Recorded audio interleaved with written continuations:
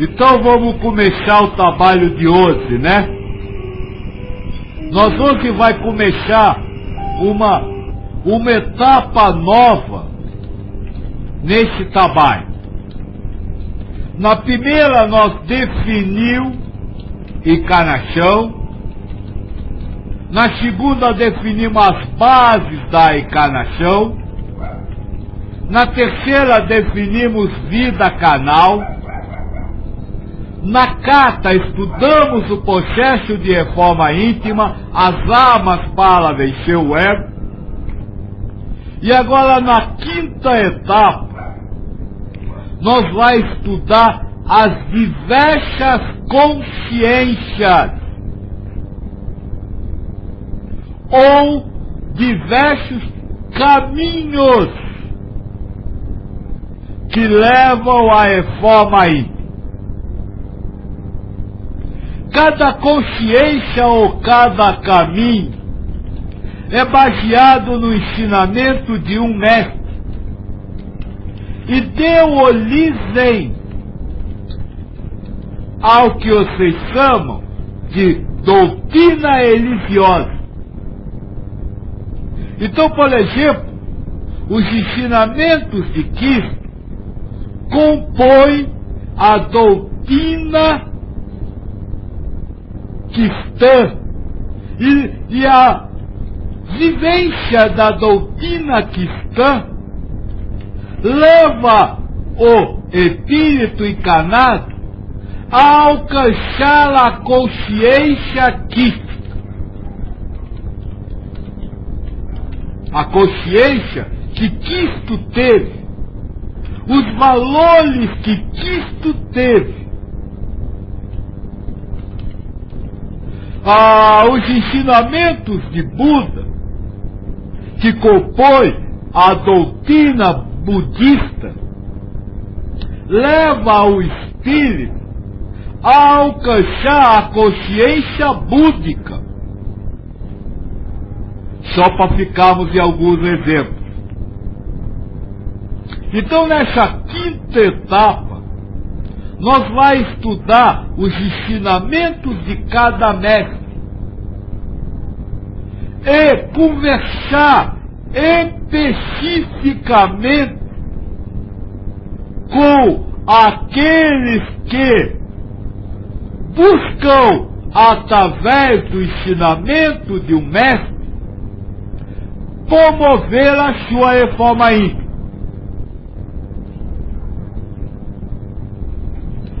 Este será o trabalho que nós iremos fazer a partir de agora. O estudo das consciências ou o estudo das doutrinas trazidas pelos mestres da humanidade. Será isso que nós vamos estudar então. Para começar a falar das consciências, nós precisamos entender quem são os mestres da humanidade. Mestres são espíritos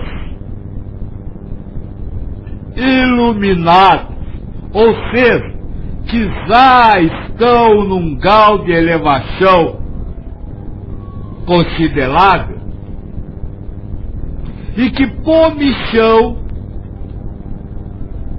recebem de Deus a incumbência de trazer informações para o espírito na luta contra o seu ego. Ou seja, são espíritos que recebem a missão de Deus de trazer armas para que você lute contra você mesmo. Esse é o primeiro detalhe importante quando se fala em mestre. Nenhum mestre veio ao mundo para julgar o mundo.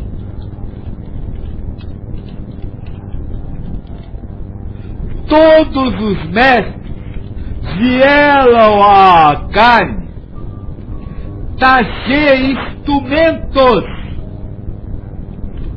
para que o espírito lute contra si mesmo e promova a sua reforma íntima. Isso é importante, porque tem muita gente confundindo os objetivos do ego com o Cristo, com o Krishna, com o Buda. Por exemplo, quando eu vejo uma mensagem, ou quando eu vejo um desenho do Cristo solando pela guerra, pela dominação de um povo sobre o outro, eu fico pensando, por que esse mesmo Cristo não solou quando o povo judeu estava dominado pelo romano? Por que esse mesmo Cristo, que agora é evocado para acabar com as guerras, ou para sentir-se ferido com as guerras, não lutou para libertar o povo dele?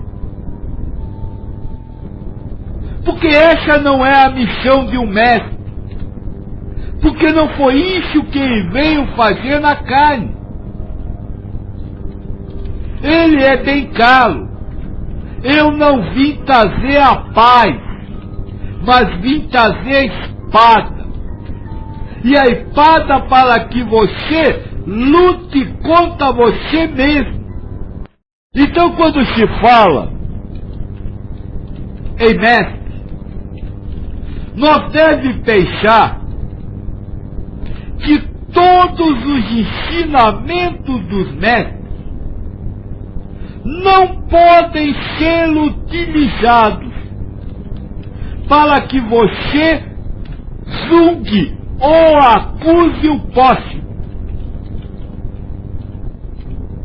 É como se cada mestre falasse diretamente a você, se dirigisse especificamente a você e não a humanidade como um todo. Quando Cristo diz, não julgue, ele está dizendo que você não deve julgar. E não que você deve dizer para o outro, olha, não julga, viu? Porque você já está julgando ao afirmar que ele não pode julgar.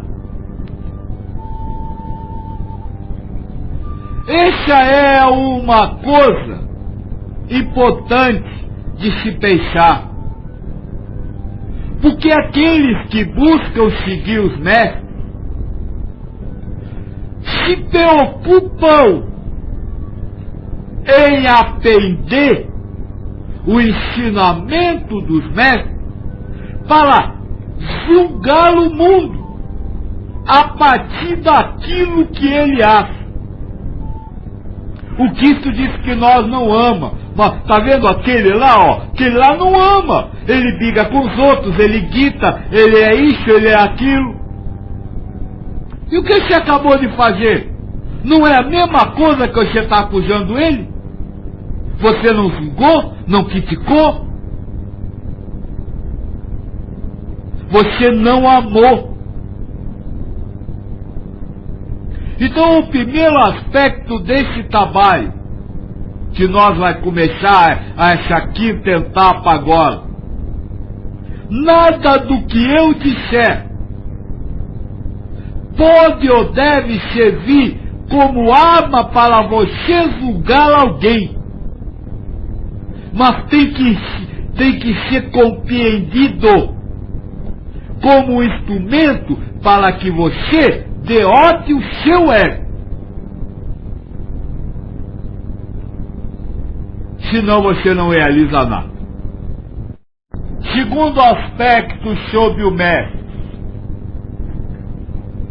todos são enviados de Deus. E todos possuem a mesma importância para a reforma íntima. Deixa eu dizer uma coisa. Deus não possui filhos melhores que os outros. Para Ele todos são iguais, não importando nem o nível de elevação espiritual. Pelo contrário, a parábola da ovelha perdida diz que o pastor que tem 100 ovelhas e uma só se perde, ele abandona 99 para assar a uma que fugiu. Então Deus não tem filhos melhor que os outros. Todos são iguais. E todos os mestres são iguais. Por esse motivo. Isso faz parte do ecumenismo. Saber que não há doutrina religiosa ou religião mais possante que outra. De que não há ensinamento melhor do que o outro.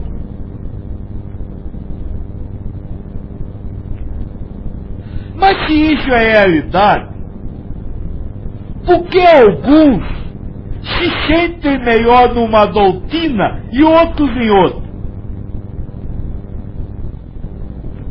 Porque, como eu já disse lá atrás, a própria doutrina que você vai seguir faz parte da programação do ego. Então existem variados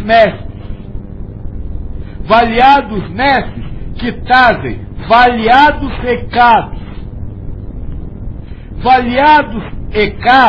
que formam variadas doutrinas, que são necessárias, porque existem variados tipos de ego. Essa é a conclusão lógica e óbvia. Então, quando nós começamos a estudar consciência, tem que se ter a consciência de que cada um percorrerá o caminho para o qual se programou.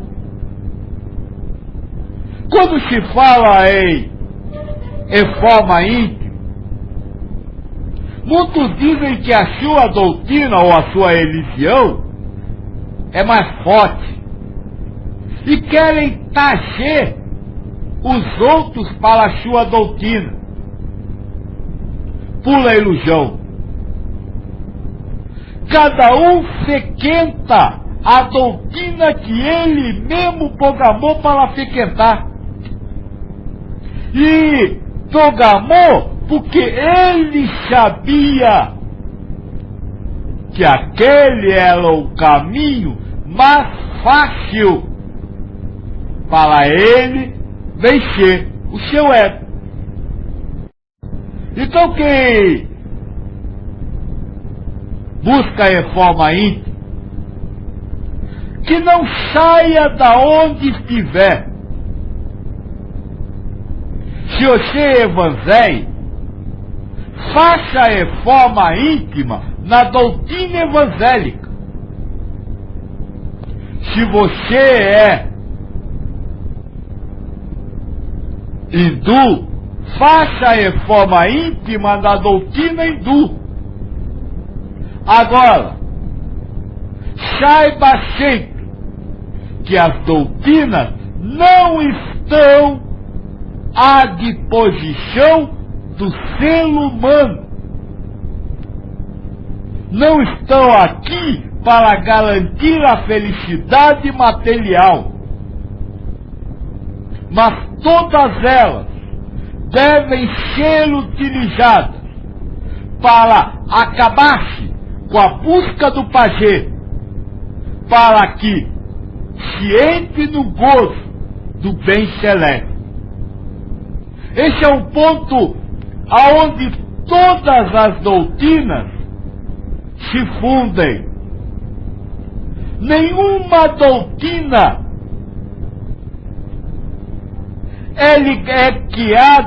foi criada para lhe garantir felicidade neste mundo.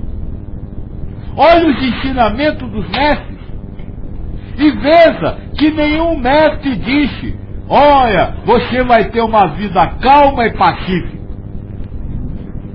Mas todos os mestres lhe disseram: faça o que eu fiz, alcance a consciência que eu alcancei, priorizando as coisas do mundo espiritual, ou do céu, ou do que você quiser, o nome que você quiser dar, que você alcançará nessa vida uma felicidade incondicional, que é, como nós vimos ontem, o resultado do amor a Deus, que é a vitória no processo da reforma íntima. Então esse é o segundo aspecto. Vários mestres, mas todos os mestres com um só propósito, enviados pelo mesmo Pai, apesar dos ensinamentos parecerem diferentes. No entanto, como eu disse, são vários mestres e vários ensinamentos. E alguns desses ensinamentos, à vista grossa, completamente diferentes um do outro.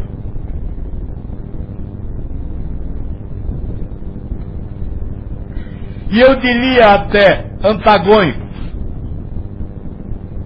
Como então conciliar isso? Por exemplo, vamos só um exemplo, dentro da doutrina cristã, existem aqueles que acreditam em encarnação e existem aqueles que não acreditam em encarnação. Como conciliar isso? Dando a cada um a liberdade de acreditar no que quiser acreditar. Ouça bem.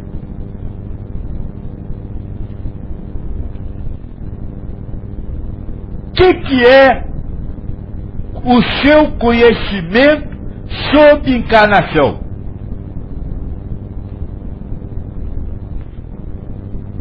Verdade do ego. Tudo que você conhece sobre encarnação são verdades do ego. Aprisionar-se a ela é não executar a reforma íntima. Então aquele que está buscando a elevação intelectual não se prende à cultura religiosa. Ele não transforma, como eu disse ontem também, a religião em filosofia e sai filosofando pelo mundo. Existe encarnação, eu povo, está escrito aqui na Bíblia, está escrito acolá, de Cristo falou. Isso é exceder o ego. quem busca seriamente a reforma íntima não se preocupa com isso, mas se preocupa em colocar os ensinamentos na prática. Então, dentro do exemplo que eu lhe dei agora, o exemplo da encarnação, uma encarnação é uma vida carnal. Quem acredita em encarnação, acredita em muitas vidas carnais. Quem não acredita, só acredita na vida que está vivendo hoje. Mas o que é uma vida de acordo com o ensinamento de todos os mestres? Um caminho que deve ser percorrido dentro da consciência do seu mestre. Então não importa se você teve 200 vidas ou se você só tem essa. Reforma íntima é alcançar a consciência ensinada pelo seu mestre. Então se tem ou se não tem encarnação, isso tanto faz. Porque se eu quero a reforma íntima, eu não vou me preocupar com novas encarnações, eu vou me preocupar em aproveitar essa encarnação ou essa vida. Então aí está um ponto que precisa ser trabalhado naqueles que buscam a reforma íntima. Parar de discutir ensinamento de doutrina religiosa. Parar de discutir com o sentido de querer mostrar o quanto ele é grande, a fama, na busca do seu elogio, para ter o prazer de ganhar do outro. Lembram? As 4 âncoras.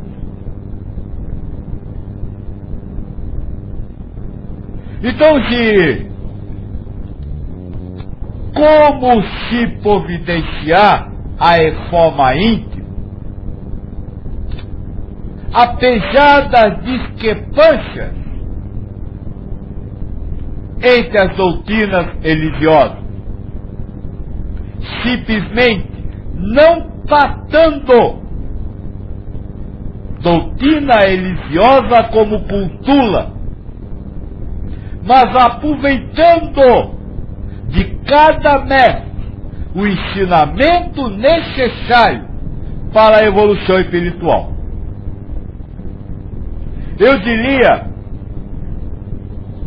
lembrando a palavra do Cristo, que o conhecimento da encarnação, por exemplo, sentir-se melhor do que aqueles que não acreditam, é a trave no seu olho que lhe faz enxergar o cisco no olho dos outros. Agora, apesar das discrepâncias entre as mensagens, como eu falei antes, as mensagens de todos os mestres têm um só fundamento. Então, por que Deus enviou tantos mestres? Diríamos até que isso causa polêmica. Se você pegar o ensinamento do Krishna com o do Cristo, parece que não tem nada a ver uma coisa com a outra. Se você pegar o ensinamento do Buda e o do Maomé, parece que não tem nada a ver uma coisa com a outra. Por que Deus criou isso? Primeiro grande detalhe, porque Deus é um só, e está acima de todos os mestres.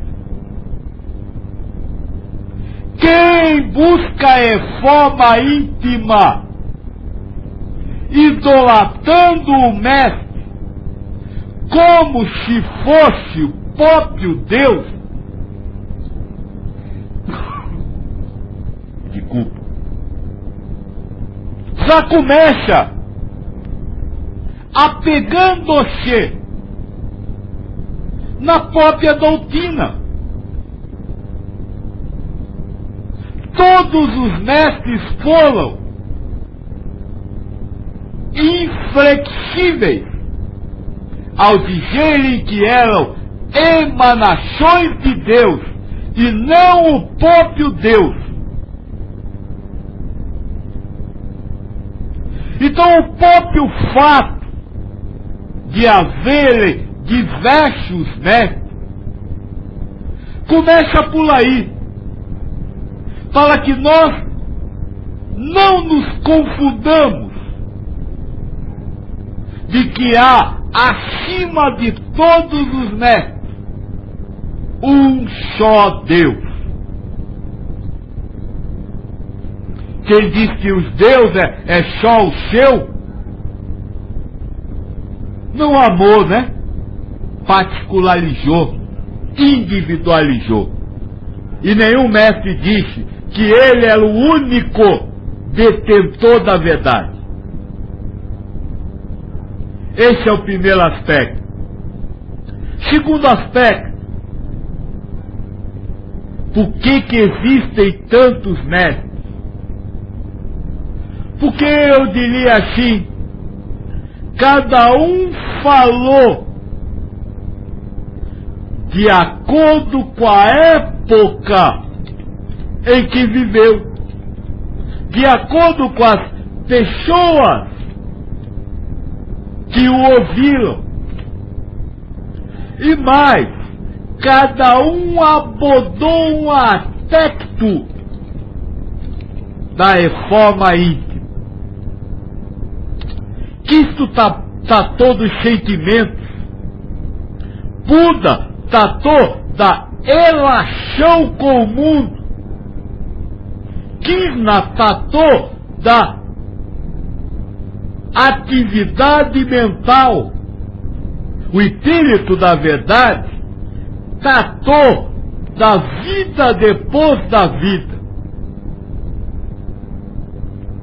Então eu diria assim, que cada mestre foi um professor especializado em um determinado aspecto da reforma íntima. Reforma íntima se faz com sentimentos, com contato com o mundo, com trabalho mental e com conhecimento do mundo que vira ao seu redor no invisível. Todos esses aspectos são necessários para que você se forme em espírito na carne. E por isso, então, eu disse, são diversas doutrinas, mas todas são convergentes, cada uma dentro de um aspecto, cada uma dentro da necessidade de um determinado grupo de espíritos, mas todas se fundindo para que o espírito na carne possa promover a sua reforma íntima. Gordo diz o seguinte, velho, nós temos condições de sozinhos sabermos qual é a profundidade da mensagem de cada mestre para podermos segui-lo? Como você já disse, nós estamos acostumados a ler de baixo para cima. Sim, você começando a ler de cima para baixo. Quando deixa eu dizer uma coisa, Cristo diz assim, se você ama só os seus amigos, Que vantagem você tem? Até os pagões fazem isso. Desculpa, gordo, mas não precisa muito trabalho mental para criar profundidade no ensinamento desse tipo. Basta você verificar que você não pode fugir dos seus inimigos. E tem que amá-los. E quando se ama o inimigo deixa de ser inimigo. Então a conclusão lógica desse ensinamento é que você não pode ter inimigos. Agora, quem é o seu inimigo, gordo? Aí é que está o problema. Vocês querem logo o grandão. Querem o grande inimigo seu transformar em amigo. Mas, gordo, quando você diz para alguém assim, não, cala a boca, você está errado, eu sei. Ele foi seu inimigo, gordo. O problema é que nós só quer achar que é inimigo quem nos faz mal. Mas não vê que eu crio inimigos ao tratá-los mal. Todo mal aí tem a água. Então descer a profundidade que você quer não é no ensinamento, mas é desmascarar a sua posição no mundo. Eu tô certo, ele tá errado. Isso aqui é um inimigo. Você não tá certo, porque só por se achar certo, você já tá errado. Você criou um inimigo. É isso que eu chamo de desmascarar a sua posição no mundo. É você se conscientizar que você precisa mudar para o ensinamento. E precisa mudar o tempo inteiro. Então é fácil. Alcançar a profundidade que o Cristo ensinou é muito fácil, gordo. Basta você olhar para você, ao invés de ficar querendo julgar os outros com o ensinamento que o Cristo trouxe, ou que qualquer mestre trouxe. Olha, gordo, no Bhagavad Gita é bem claro. Tudo que sai da mente é maia. E no dia que eu disse que tudo que você acredita é maia, você disse que nunca tinha ouvido isso. Mas está lá no Bhagavad Gita. O problema é que nós lê, mas não quer aceitar. Porque lê não é fé, não pensa.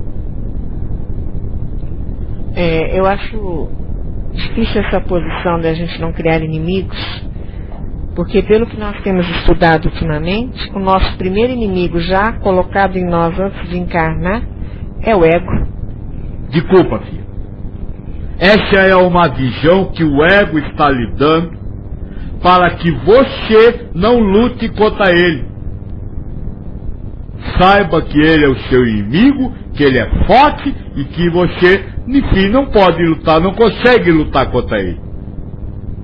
Isso é uma ilusão. O ego é o seu maior amigo. O ego é o seu maior amigo. Porque, filha, se não tivesse ego, não tinha tentação. Se não tivesse tentação, não tinha prova. Se não tivesse prova, para que está vivo? Se esse é o mundo de provas. Então veja, o ego é o seu maior amigo. Abaixe ele, acaricie ele e diga obrigado, ego, por você estar vindo dentro de mim. Porque se ele não agisse, não tinha por que você estar na carne. Se aqui você veio só para fazer prova, promover reforma íntima, batalhando contra o ego, como se ele fosse o inimigo, você tem que batalhar contra as ideias que ele lhe dá, não contra ele. E do mesmo jeito, minha filha, os seus inimigos são os seus melhores amigos. Conforme diz aqui, feliz, meu inimigo é o agente do meu crescimento. Exato. Porque ele lhe expõe a verdade que você precisa combater. Preste atenção nisso. O seu inimigo, ou melhor, aquele que você trata como inimigo, é o agente da sua transformação, porque ele expõe o canegão da ferida. Vou dar um exemplo. Alguém diz que você está errado. Você luta para provar que está certo. E não entende que ele expôs a sua ferida. Ou seja, a sua posse material. A posse da verdade. Se não fosse uma pessoa dizer que você estava errada, você não entenderia que você se acha certo. Quando a pessoa diz você está errada e o ego lhe diz que você tem que se defender, é hora de você parar e dizer, peraí, ego, você acha que eu estou certo? É você, eu não sei. Obrigado, meu amigo, por mostrar essa verdade, que eu sou escravo, prisioneiro dela. Eu não vou perder a minha serenidade para satisfazer o ego. Porque isso, você perde a sua paz para satisfazer o ego. Você grita, você briga, você discute, você acusa, não para a sua felicidade, mas para provar que o ego está certo, que você está com a razão. E aí o inimigo, o amigo, aquele que lhe expôs o carregão, vira o inimigo, o que causou a dor de mostrar a ferida postemada. É essa a visão. Não há inimigo por causa disso.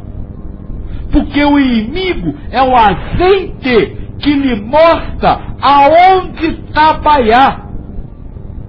Como eu disse, o ser humanizado está tão firme, achando que o ego é ele mesmo, que as verdades estão enraizadas dentro de você, como um câncer. E o inimigo é aquele que dá o talho e mostra, olha aqui o câncer, olha, tira, estipa ele. Porque senão ele vai lhe corroer todo. Ele vai acabar com você espiritualmente falando. Gordo, tudo isso não precisa de grande profundidade. Está na tona do ensinamento do Cristo. Agora, o problema é você saber que sua verdade é o seu câncer. Mas ninguém parte disso. Parte de que eu estou certo e o resto do mundo que se dane. Eu quero perguntar uma coisa, Joaquim. O ego, digamos que ele atua só nos nossos sentimentos, porque os atos é Deus quem faz. Quer dizer, os atos não se mudam, já estavam programados. O ego atua nos fazendo sofrer sentimentalmente. O ego atua lhe fazendo, não lhe fazendo, mas lhe propondo o sofrimento que você aceita. A sensação. Ele propõe, você tem que sofrer. E você sofre. Primeiro detalhe. Segundo detalhe, ele atua na construção das formações mentais, o raciocínio, que vai lhe dar uma lógica para que você, como se fala, ache que tem realmente que chover. Então, por exemplo, o ego cria que o outro está querendo mandar em você. Você aceita isso. Aí o ego diz, então você tem que lutar contra ele. Aí você sofre e quer guiar com ele. E olha, estou falando tudo dentro de você. Agora, as palavras que vão sair, os atos que você vai fazer, também são guiados pelo ego, mas esses não há como se alterar. Então você pode alterar a sensação, não cedendo à tentação do ego. Você pode alterar o raciocínio, mas com certeza você vai praticar o que tiver que praticar. O Gordo diz o seguinte, velho, se eu entendi direito, e por isso da minha pergunta, é que o missionário deve preocupar-se mais com o próximo para ajudá-lo no entendimento dos ensinamentos e da reforma dele do que na sua própria reforma? Sim, essa é a função do missionário. Missionário é missão. Veio aqui para executar uma missão para o próximo. Agora, se você está falando do recado que eu falei agora com a pena branca, isso é caso à parte. Agora, Gordo, se cada um se preocupar, qualquer um, missionário ou não, se preocupar com o próximo antes de si, ele executa a reforma íntima sem saber. Reforma íntima você não vai executar pensando em você. Olha, tem uma fase muito simples. Você quer se elevar espiritualmente? Faça aos outros o que você gostaria que fizesse com você. É um caminho, Gordo. Você colocar todos os ensinamentos em prática para amar ao próximo incondicionalmente vai lhe fazer promover a reforma íntima. Porque, por exemplo, se o ego disser, o outro está errado, você vai dizer para ele, ego, eu amo ele, deixa ele. Pelo amor que eu tenho a ele, eu não vou atacar, eu não gostaria de ser atacado. Então você acaba fazendo, até, vamos dizer assim, por um processo acional diferente. Aliás, Paulo diz que a elevação espiritual se consegue com serviço ao próximo. Então não importa se é missionário ou se não é. A execução da reforma íntima precisa passar pelo universalismo, que nós já conversou, e tem que acabar com o individualismo. Enquanto você pensar só em você crescer, em você evoluir, você não vai conseguir nada. Nós temos aqui bastante perguntas interessantes. Feliz pergunta. Então o ego é inatingível, imutável? O ego é inatingível? Não. O ego pode ser atingido no sentido de provocar ferimentos nele, ferimentos etiapa, né? Ele vai, vamos dizendo assim, perdendo forças ao longo do trabalho da reforma íntima. Ele vai começando a se enfraquecer ao longo do processo da reforma íntima. A segunda pergunta é: o ego é inalterável? Com relação às sensações, com relação às verdades, o ego é inalterável. Ele vai estar sempre lhe colocando a mesma base de verdade. E você vai estar se libertando dela pouco a pouco. Por quê? Porque essas verdades constituem nas provas que você pediu para fazer. Então não pode ser alterado. Agora ele pode ser enfraquecido.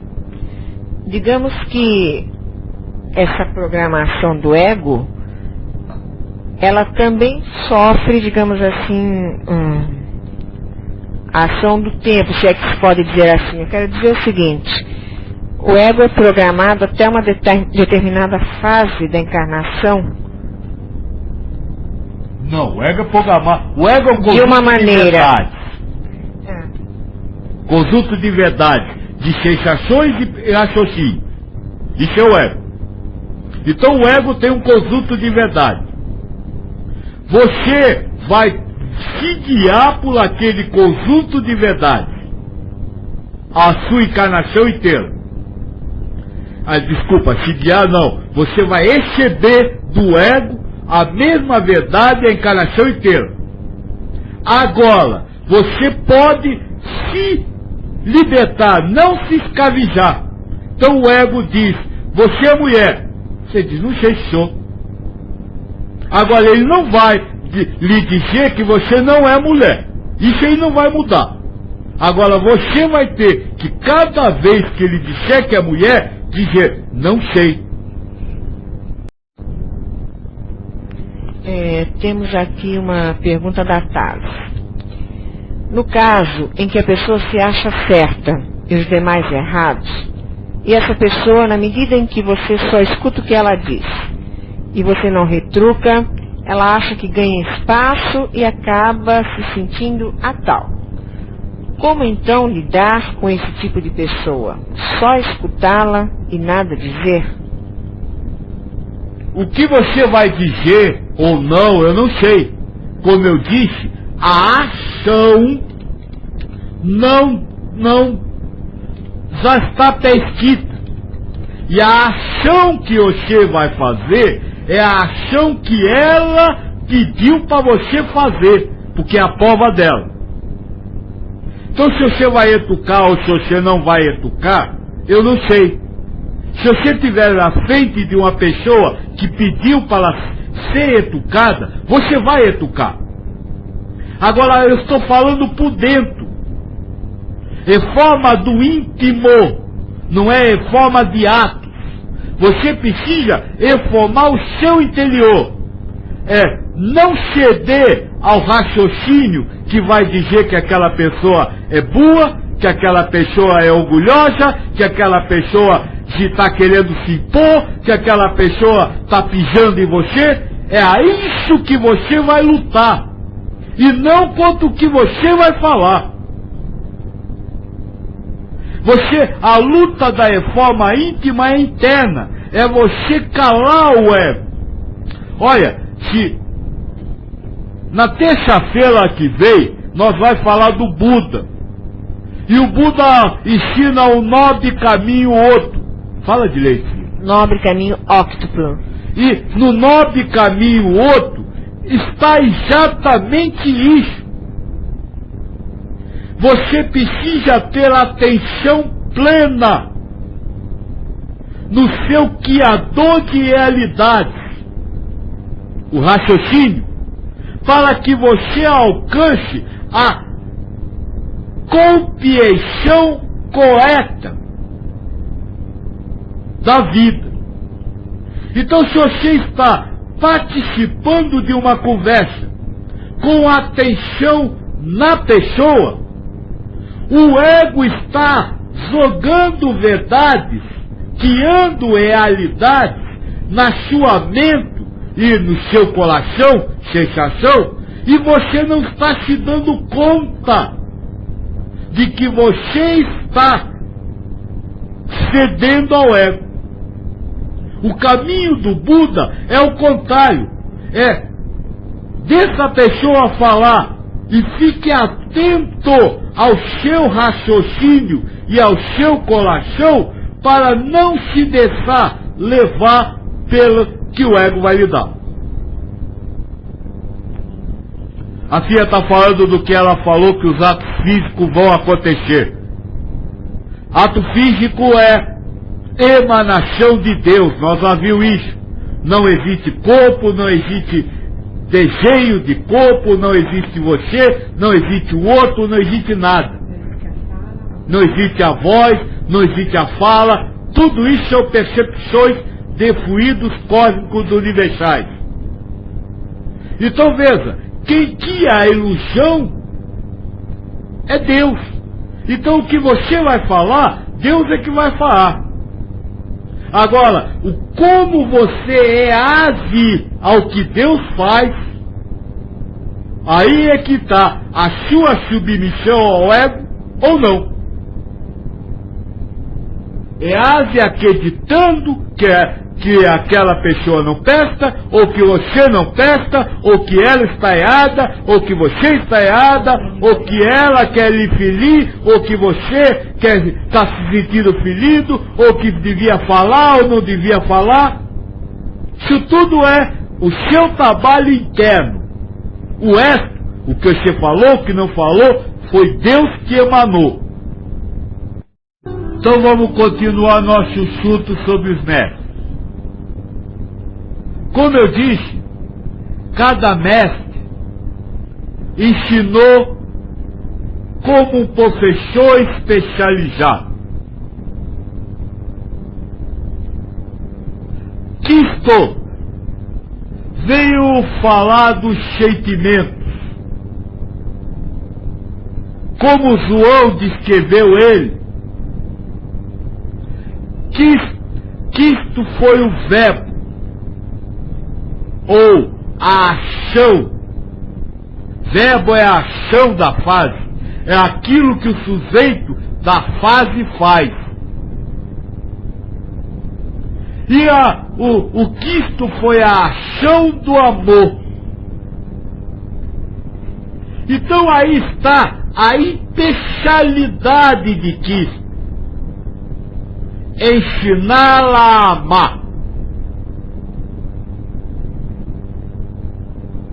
A partir daí, nós temos que ler todo o ensinamento do Cristo e aprender a amar com aquele ensinamento.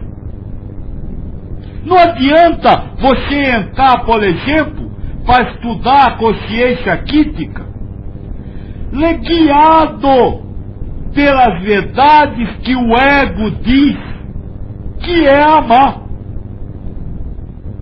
Por exemplo, o ego lhe diz que amar outra pessoa é levar presente para ele. Que isso levou presente para alguém? Então isso não é amar. Dentro do amor universal, dentro do ensinamento do Cristo, que o ego lhe diz que amar é passar a mão na cabeça, fingir que não viu nada. Cristo fez isso? Não, ele combateu os professores da lei. Ele disse: ai de vocês, professores da lei, fariseus e hipócritas. Então não é amar, passar a mão na cabeça. Então, o que o Gordo me perguntou agora há pouco da profundidade do ensinamento, é exatamente isso. É nós pegar o fundamento do ensinamento de cada mestre e aí estudar o que cada mestre falou para formar um conjunto de valores, entre parênteses, consciência, excelente ao ensinamento daquele mestre. Então, por exemplo, o Krishna tem um ensinamento que é o ensinamento de você fazer sacrifícios a Deus. Mas a base do ensinamento do Krishna é você não ter intencionalidade. Que sacrifício então Krishna quer lá que você faça? Sacrificar a sua intencionalidade. Aí está o caminho do Krishna. Sacrifique a sua intencionalidade a Deus. Deus, eu queria ir a tal lugar, mas o Senhor não me levou, louvado seja o Senhor, eu fico feliz. Essa é a forma de se estudar os ensinamentos de cada mestre. Porque se nós sentar com uma consciência, ou seja, com um conjunto de verdades, no estudo do ensinamento de algum mestre, nós não aprendemos nada, porque nós já sabemos.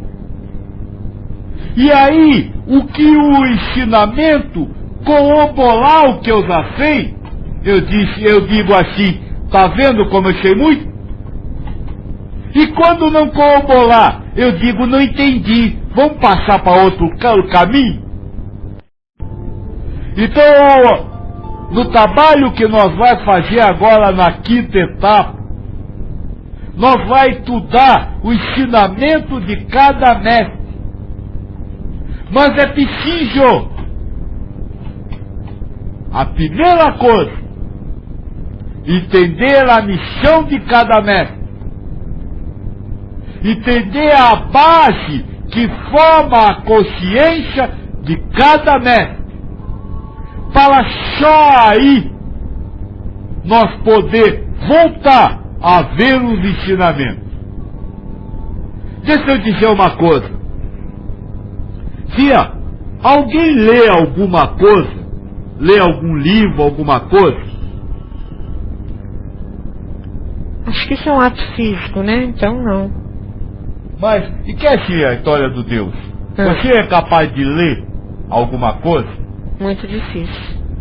Não, qualquer palavra, filha. Só. Não. Acabei de dizer que não, só disse que sim. Não, sabe por quê? Ninguém lê, interpreta. Essa é a diferença. Todos interpretam. Porque ler é uma interpretação. Se lê com as suas verdades. Porque se você não tiver o valor das coisas que você está lendo, você não sabe o que quer dizer. Então, o primeiro detalhe para que nós possamos entender as consciências dos mestres é saber que nós temos que ler cada ensinamento com as verdades dos mestres e não com a nossa. Senão, nós só vai ler o que nós já sabemos. E aí não precisa ler nada. Temos uma pergunta aqui de Gordo. Em algumas conversas, ainda me sinto ofendido, apesar de todos os ensinamentos. Na hora, me lembro deles, mas mesmo assim, ainda continuo me sentindo ofendido. Não sei por que eu quero continuar assim, mas sinto que quero continuar assim. É falta de treino, de fé ou o quê? É falta de despossuir verdade. Você ainda acredita que sabe? Olha, deixa eu explicar para você. Só fica ofendido quem acha que sabe alguma coisa. Ontem vocês não ouviram porque estavam com problema, mas olha, tá lá no www, se tiver um tempinho vai lá. Eu expliquei isso claramente ontem, quando eu falei das raízes do sofrimento. Não adianta você querer ficar podando a árvore. Você precisa arrancá-la pela raiz. Não adianta você lutar para não se sentir ofendido. O que você precisa é lutar para não ter verdade. Se você se integra ao ego, ou seja, acredita em algumas coisas, é óbvio, natural, normal que a ofensa surja. Nos catuelos nós falou disso. Olha, se você ainda tem a posse material das coisas, das verdades, você vai se sentir ofendido. Então, gordo, o problema não é falta de fé ou isso ou aquilo. O problema é, e aí eu vou dizer para todos, não ter coragem de se infectar de verdade. Fica aqui, vamos querer, dizendo assim, querendo tapar o sol com a peneira, para não perder a sua posse. Eu já disse, enquanto você tiver uma verdade atuante, você não se libertou de nada. Por quê? Porque essa verdade será o seu calcanhar de Aquiles, que Deus usará para lhe mostrar, ainda tem trabalho, vamos trabalhar. Então, gordo, não se preocupe em ficar chateado. Se preocupe em esvaziar o seu tesouro. O seu tijolo, que você guarda e possui, trancado a 7 chaves. Tudo que você sabe, tudo que você aprendeu, o quanto é magnífico o que você sabe. Se você não, como Cristo ensinou, não doar toda a sua riqueza aos pobres, você não consegue fazer elevação espiritual. Então nós vamos começar a estudar as consciências formadas a partir dos ensinamentos dos mestres, ou o conjunto de verdades que cada mestre utilizou para passar os ensinamentos a mando de Deus. Consciência quística, consciência búdica, consciência do Krishna, consciência espírita. São essas as consciências ou conjunto de verdades que não podem ser alteradas sob pena de desfigurar o ensinamento trazido pelo mestre, que nós iremos estudar a partir do domingo. Tá certo? Mas Joaquim, eu gostaria de fazer uma pergunta. Quando um espírito, vamos dizer assim, encarnado, consegue, entre aspas, adivinhar o que a gente está pensando. É claro que ele não adivinhou, ele ficou sabendo. Como é esse processo? Quem tem acesso a esse nosso pensamento? Deus. Quem comanda o seu ego? Deus. Como é que você soube do pensamento do outro? Através do ego. Quem comanda o ego? Deus. Quem lhe deu, vamos dizer assim, a verdade? Deus. Fia, no universo só existe Deus e sua ação. Não, você não entendeu a minha pergunta. Essa pergunta surgiu de uma brincadeira aqui na sala entre eu e a Ana, que o senhor anda além do pensamento. Na verdade, eu acredito que muitas vezes o senhor saiba o que a gente está pensando. Que há uma grande diferença. Você coloca, eu sei. Eu não sei. Pois é.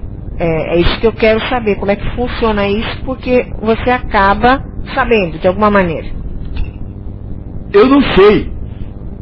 Eu recebo. Pois é, recebe. Recebe de quem? Deus. Não é direto de Deus, a gente Mas, sabe. tia, o extra é intermediário. Deus, se Deus não fizer ninguém vir me dizer, ninguém vem me dizer. Então veja, para que eu vou ficar criando azentes de ações que não são os azentes, mas são meros transmissores de recados de Deus? Compreende?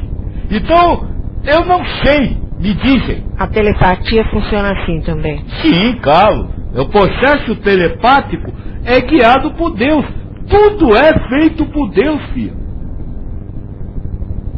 Não há outro que Deus é causa primária de todas as coisas.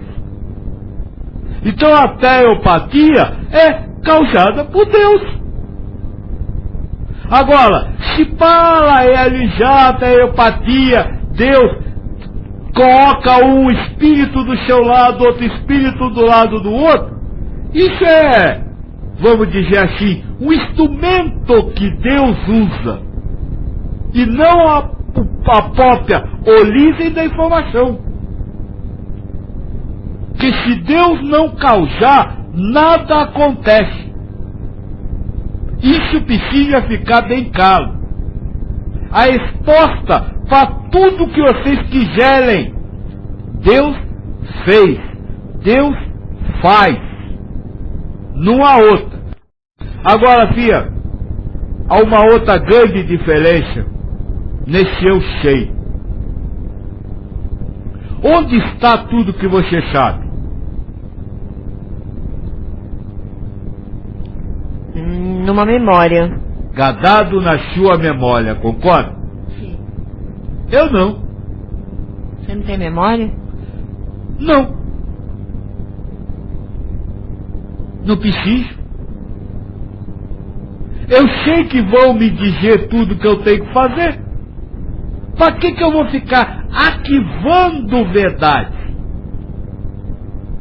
Isso não ocorre comigo. Por quê? Porque você quer ter verdades. Porque se você não tiver verdades, como é que você vai se impor aos outros? Eu estou falando, por exemplo, matéria, vamos dizer assim, de trabalho. Se eu não anotar, não guardar na memória tudo que eu tenho que fazer, eu não lembro. Ninguém vem me dizer. Você acha que não lembra? Quantas vezes você... eu quis de fazer aquilo. Quem foi que veio lhe dizer? Sua memória? Deus. E quando ele não vier dizer... Fia, nós já conversamos sobre o caderninho que tem que escrever na frente. Eu tenho que abrir esse caderno, lembra disso? Não adianta você lembrar e quer ver, você também não lembra quando não tem que lembrar. Agora eu só... não, mas se eu não quer ver, eu não lembro. Falta de fé. Porque o IQB não garante que você vai lembrar. Gordo diz o seguinte: em uma palestra antiga sobre o fluxo da vida, acho que você disse que teríamos que ir mudando as verdades para ir treinando o ego para ir tendo verdades mais universalistas. Agora você diz que não devemos ter mais verdades. É isto mesmo? É isso mesmo, Gordo. Veja, eu disse para você que você tem que ir treinando o ego para ter verdades cada vez mais universalistas. Qual a maior verdade universalista que você pode alcançar? Não sei de nada.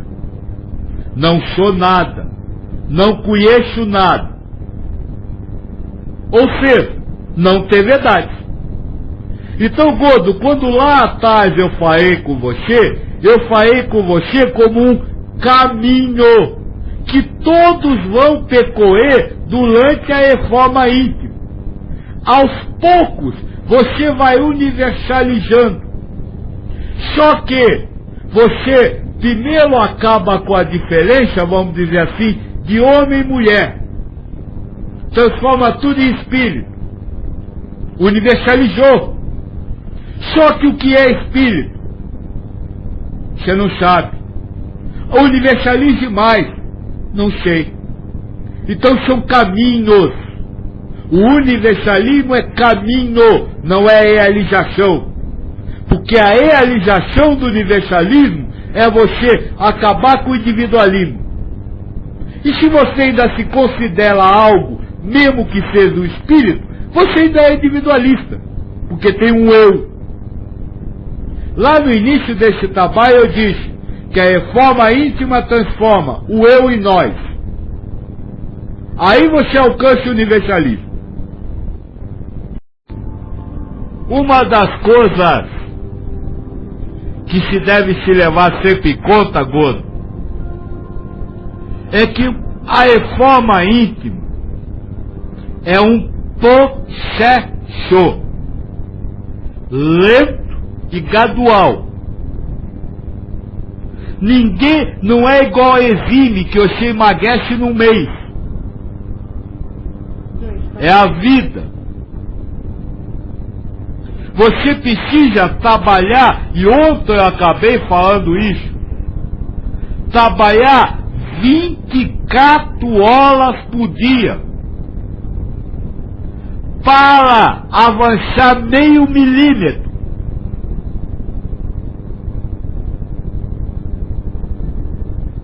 É isso. E nesse processo lento e gradual, as verdades se alteram passo a passo. Então eu diria que nesse trabalho, quando eu digo que você tem que se libertar de toda a verdade, eu estou colocando o ápice. Porque lá atrás nós disse que ia estudar a encarnação como se fosse nós escalar uma montanha. Então cada universalização de verdade que você faz é um passo que você sobe a montanha. E chegar ao nada é atingir o cume da montanha. Então eu agora já estou falando, já que já expliquei o processo da chegada ao cume da montanha. Gordo perguntou assim, e nós nunca saberemos em que lugar da subida nós estamos. Também é assim que funciona? Sim, porque se você souber, você não sabe. O ego lhe diz. Quando você acha que você já melhorou muito, você acha que já melhorou muito por uma atividade mental, por uma formação mental, por um raciocínio. E aí então você cai no que o ego está dizendo. Então, como eu falei, elevação espiritual. Outro dia a mocinha do Rio fez uma pergunta muito interessante. Então é isso que quer dizer estar zen? Sim, é isso. Porque zen para vocês é aquele que não sabe de nada, que não vê nada, que não fez nada. É exatamente isso. O resultado da elevação espiritual é o estado zen, um estado onde você vive o nada absoluto, que faz parte do todo, que é Deus. G diz o seguinte, Pai Joaquim, o senhor poderia informar sobre o pensamento positivo? Sobre o condicionamento do nosso pensamento para modificar e ou alterar ideias e situações de vida? É permitido condicionarmos nosso pensamento para conseguirmos atingir um objetivo, tipo passar numa prova de concurso e ou conseguir um emprego melhor? Você me pergunta se é permitido condicionar seu pensamento. Sim, você tem o livre-arbítrio. Mas só que você não vai condicionar o pensamento agora. Você vai condicionar o pensamento quando que há o ego. Antes de encarnar. Antes de encarnar. Já vai fazer parte Da programação do ego. Você é uma pessoa que luta para ter pensamentos positivos. Para que você coloca isso no ego? Para vencer isso. Olha, se pensamento positivo resolvesse, Cristo ensinava você a só pensar positivo. Mas ele não ensinou isso. Ele ensinou a você se libertar do pensamento. Então veja, não é você pensar positivo em passar num concurso. Porque você só vai passar no concurso se aquilo fizer parte da sua prova. Deus não vai lhe dar nada para a sua felicidade material. Se passar num concurso não for útil para a sua elevação espiritual, você nunca vai passar. Então, sim, condicione pensamento positivo, moço. Louvado seja Deus. Esse é o único pensamento positivo para o espírito. Louvado seja Deus. Se eu passar, louvado seja Deus. Se eu não passar, louvado seja Deus. Agora, condicionar o pensamento, eu vou passar, é uma posse material, é um desejo. Você se pendendo a uma condição humana para sentir-se feliz. Não tem evolução espiritual aí nesse caso. Pelo contrário, tem amor a si acima do de Deus. Amor a si acima do próximo. Porque você quer passar, o resto que se dane. Compreendeu? Então eu não estou dizendo que você não deve nem fazer concurso. Não é isso que eu estou falando. Se você se inscreveu, vai e faça. Mas entregue o resultado do concurso a Deus. Porque no fundo é dele mesmo. Então entregue a sua vida a Deus. Sem isso, como se aproximar de Deus? G complementa, mas isso não seria um, entre aspas, combustível para nos movermos? O quê? Mover para onde? Combustível para se mover. Mover para onde? Para o sucesso material? Passar num concurso seria um combustível para lhe mover para a frente? Mas você não nasceu para mover-se para a frente materialmente. Você nasceu para mover-se para a frente espiritualmente. E mover-se espiritualmente para a frente é alcançar a felicidade incondicional. Se eu passar no concurso, sou feliz. Se eu não passar, também sou feliz. Então veja, o combustível que você quer é para o bem terrestre. Passar num concurso, ter uma profissão melhor, um emprego melhor, ganhar mais. Desculpa, o Cristo disse assim: não amealhe bem na terra, onde a ferrugem destrói e as taças comem. Pelo contrário, amealhe bem no céu.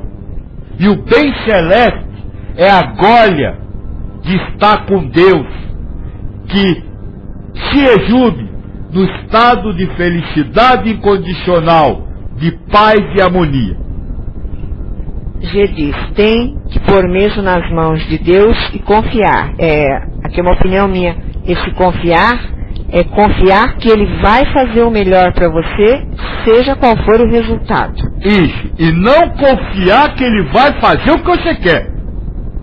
Olha, existe na Bíblia uma palavrinha no Velho Testamento que chama-se o temor a Deus. Eu vou dizer uma coisa. Se você entrega na mão de Deus, confiando que Ele vai fazer o que você quer, tema a Deus, porque Ele não vai. Ele jamais vai se submeter ao seu desejo humano, porque Ele mandou avisar: junte bem no céu, não submeta-se a desejos e vontades humanas, porque aí você está lá vivendo uma irrealidade que vai acabar. Olha, deixa eu dizer uma coisa. Você com certeza viveu em outras encarnações. Não sei se na última, mas numa delas, você foi obrigada a aprender a dirigir carro de boi, saete, e assava aquilo o máximo. Como hoje, os garotos de 18 anos assam o máximo aprender a dirigir carro. O que está sendo útil nessa vida para você? Em outra vida, com certeza, você pode ter sido uma agricultora. Aprendeu a plantar, aprendeu a colher, aprendeu a estação do ano. O que está sendo útil nessa vida para você? Nada. Tudo que você aprender nessa existência, no sentido material, não será útil para a próxima. Sabe por quê? Porque quando você encarnar, os tempos serão outros. A ciência será outra. Imagine se Kardec voltasse agora. As lâmpadas no tempo de Kardec pareciam um disco voador gigante. Imagina Kardec em frente ao forno de micro-ondas. Veja bem, o próprio descobridor da eletricidade ficaria pasmo hoje com o que vocês fazem, que ele seria uma criança de escola. Não confunda a cultura material como avanço espiritual. Porque a cultura material se faz parte da ilusão do ego e vai ficar aqui. Concentre-se em botar combustível e andar para frente no seu sentido espiritual. Porque enquanto você está preocupado em passar em um concurso, você não está orando e vigiando pela sua reforma íntima. Mas o aprendizado não fica, de uma certa forma, registrado em nosso perispírito. Deixa eu complementar, não é o que a gente chama de... esqueci a palavra. Se o aprendizado material ficasse registrado no seu perispírito, toda criança nasceria sabendo ler e escrever. A gente já não vem com uma predisposição para alguma coisa? A filha está dizendo, nós não vem com uma predisposição? Sim, uma predisposição para algo. Não a cultura daquele algo. Você vem com uma predisposição para ser médica, por exemplo. Você vem com uma predisposição para ser advogada, por exemplo. Não vem com conhecimento da medicina. Mesmo que você já tenha sido médica em outra vida. Por quê?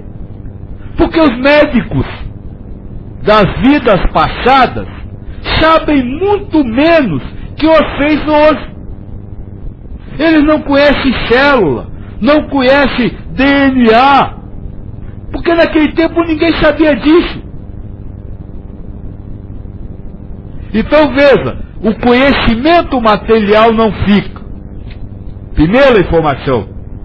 Segunda informação, você vem com a predisposição para alguma coisa.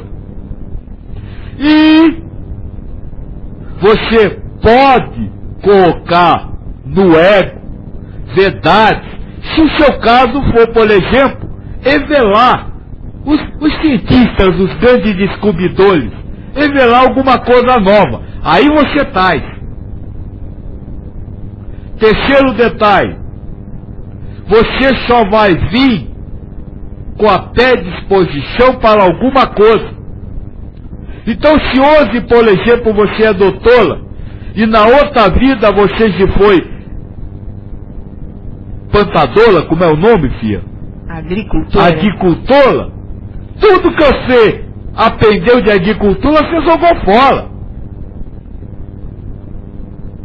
Porque não vai ser útil agora. Então veja, essa ilusão de que é preciso conhecer a coisa material, isso é fundamental para a vida espiritual, é o ego que está lhe dando, para lhe prender na busca material. Olha, deixa eu dizer uma coisa, e eu acho isso fundamental, e nós vamos estudar aqui, quando for estudar a consciência espírita. Objetivos da encarnação. Eu acho que é pergunta 132 do livro do Espírito. Qual o objetivo da encarnação? E o Espírito da Verdade não fala que é aprender as coisas do mundo material. Ele fala que é prova, que é missão, que é expiação, que é auxiliar Deus na sua obra. É só isso que você veio fazer. O resto tudo é o ego que está lhe dizendo que você tem que fazer. Para quê? Para lhe desviar a atenção da reforma íntima. Então vamos lá, que o Gordo tinha comentado, ainda sobre o assunto do pensamento positivo, né? Que a Gia havia colocado. Diz o Gordo, se entendi, segundo Krishna, é sacrificar o concurso ou o resultado do concurso a Deus, é isso? Não! Sacrificar sua intenção de passar no concurso. Intenção. A sua intenção de passar no concurso. É o que eu disse, se passar, passei. Se não passar, não passei. Porque o concurso você não pode sacrificar, você vai fazer, se tiver que fazer. E o passar ou não passar, você não pode, sacrificar a Deus, passar e não assumir, porque se você passar, você vai assumir. O que você tem que sacrificar a Deus é o seu desejo individual, a sua intenção com qual você pratica a ação. Você participa da ação. A mocinha do Rio entendeu. E é isso que você acabou de dizer. Isso que você acabou de dizer, nós estudou ontem. Você estava com dificuldade de ouvir. Isso é essa necessidade do avanço material. É um dos elos, é a posse material. Possuir as coisas do mundo como real, como verdadeiras. Está dentro dos catuelos, que pendem as âncoras, o prazer, a vontade de vencer, de estar certo, a fama e a busca do elogio. A posse material está aí. Então, o verdadeiro espírito elevado, vamos dizer assim, ele participa das coisas do mundo, normalmente, porque a ação não poderá deixar de ocorrer. Agora ele piolija, ao participar dessas ações, o seu lado espiritual. Então vou lhe dar um exemplo. Quando você possui a coisa material, ou seja, você gostaria de passar no concurso, você piolijou o lado material. Alguém que promovesse a reforma íntima não deixaria, ou você, depois que promover, não deixará de fazer um concurso, mas piolizará o seu lado espiritual. O que seria piolizar o seu lado espiritual? Presta atenção nisso, porque isso é, vamos dizer assim, dica. O que é piolijar o seu lado espiritual? É piolijar a sua paz, a sua felicidade, a sua harmonia com o mundo. Então veja bem, o desejo de passar põe em risco a sua paz, põe em risco a sua felicidade, põe em risco o seu perfeito equilíbrio e integração com as coisas do mundo? Sim, põe. Porque se você deseja passar e não passa, você vai perder a sua paz, vai sofrer e vai se desequilibrar. Então veja, é por isso que o ser elevado piolija o lado espiritual. Ele luta contra o desejo para que o resultado do concurso não fira a sua base espiritual da vida. Acho que agora ficou claro. Sempre que o ego lhe der alguma verdade, lhe colocar alguma coisa no raciocínio, tem que ver se isso que o ego está lhe colocando fere a sua paz, fere a sua felicidade incondicional e fere a sua harmonia com o mundo. Se ferir, não aceite, porque é muito caro o sofrimento, a amargura, o cansaço, a depressão, a angústia, o medo. É um preço muito caro para o espírito pagar. Olha, esses sentimentos no espírito são como lepra. Fala direito. Lepra. Eles corroem o espírito. Sabe, é um preço muito alto a ser pago. Além da questão física, ou física entre a APA, né? Sabe qual é o resultado do sofrimento? Afastar-se de Deus.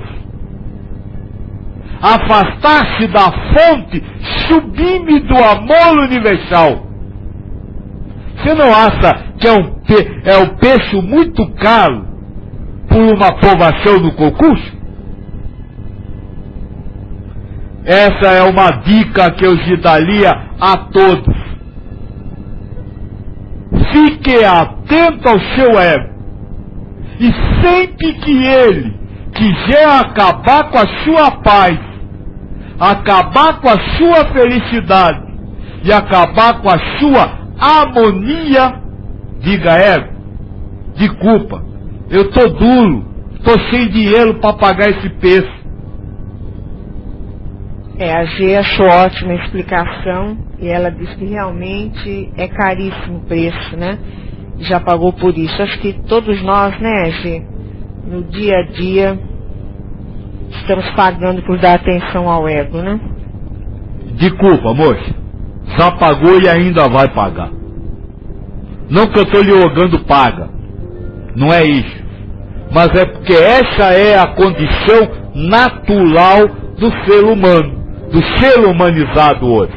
É viver a vicissitude, viver situações onde se paga esse preço e viver outras situações. Então, não imagine que você vai conseguir vencer sempre. Mas mesmo quando pagar o preço, recupere-se rapidamente.